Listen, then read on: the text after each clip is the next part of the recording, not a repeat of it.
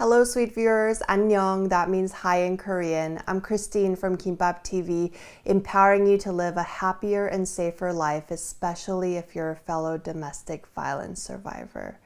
Well, happy Thanksgiving to you. What a year it's been, right? But I am so thankful to be sitting here greeting you from the safety of my home. A few years ago, my Thanksgiving wasn't very happy. I had moved back home to California after leaving my abuser, and I was severely depressed and still recovering from my wounds and from PTSD. Still, in my darkest moments, something happened on this special day that uplifted my heart. I want to reflect on a few of my past Thanksgiving moments that remind me to stay joyful. I hope this video reminds you too that despite what we're going through this COVID season, we all have something we can be thankful for. So let's get started.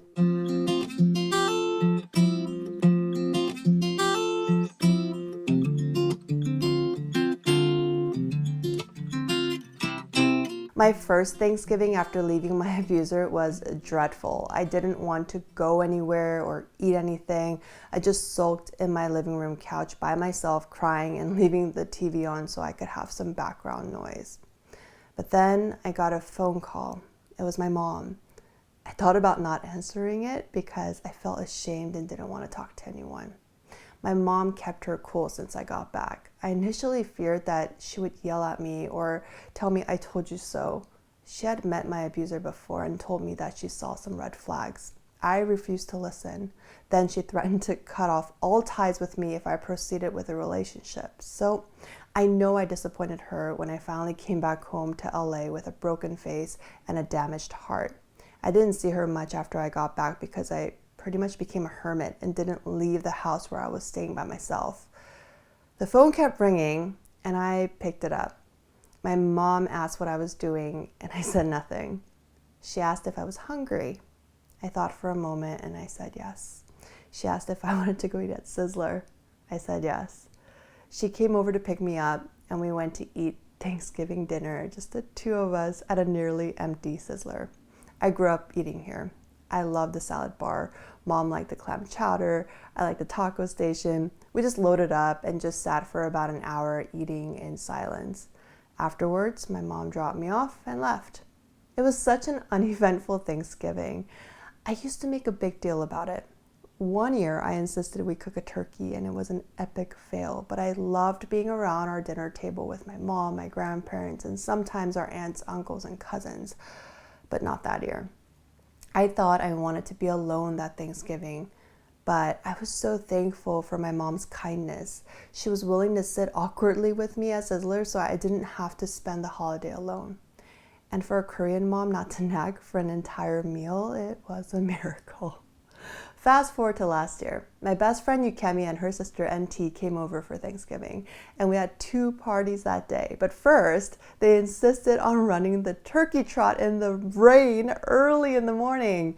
I waited for them at the finish line and was amazed at their energy. Our first meal was lunch with my husband Maddie's side of the family. My friends loved the way Uncle Glenn carved that turkey, and the room was filled with people, laughter, and a delicious traditional Thanksgiving meal. Later in the evening, my side of the family came over with all of my favorite homemade Korean dishes: galbi, marinated chicken, fried shrimp, donjeon or beef patties, baked mussels, japchae. I ate so much. We had another round of fun conversations and I really enjoyed our quality time together. The next morning, we put up the Christmas tree and all of the ornaments while in our PJs, and we went after Thanksgiving shopping while wearing our festive outfits.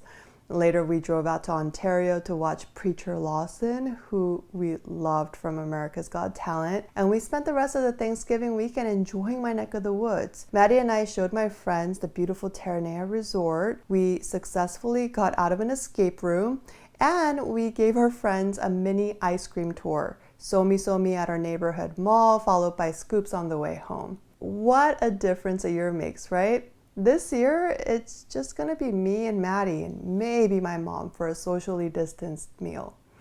Maddie's dad cooked a Thanksgiving meal and delivered it to several homes, including ours. Here in California, we're under a safer at home order, and we also have a statewide curfew. While it sucks that we can't enjoy the holidays like we used to, keeping our distance is the best way to show our families that we care about them and love them. So we're trying to stay positive, and cherishing priceless moments like that really, really helps. I know that you might be isolated as well, and I want to let you know that Zoom is actually gifting us with free video calls with multiple people. They usually cap it at 40 minutes for those who don't pay, but for today, it's free for everyone. So no matter how you're spending your Thanksgiving this year, I hope you have a wonderful day reflecting about something you're thankful for. For me, it's you taking a few minutes every few days to meet me here and helping me, to feel seen and heard. So thank you so much for taking the time to watch this. Please like, share, and subscribe. And I look forward to seeing you again in my next video. Bye.